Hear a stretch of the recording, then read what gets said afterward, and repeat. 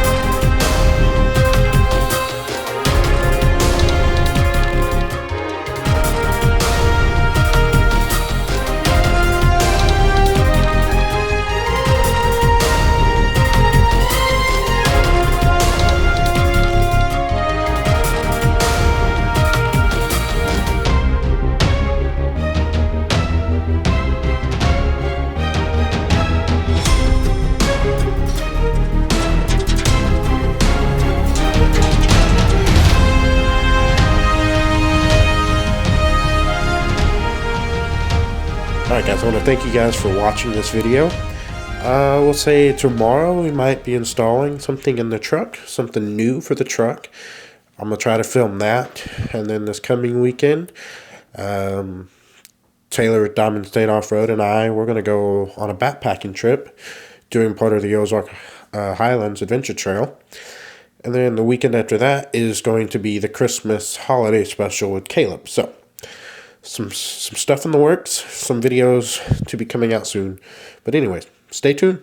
Remember, you already have wings. All you have to do is fly.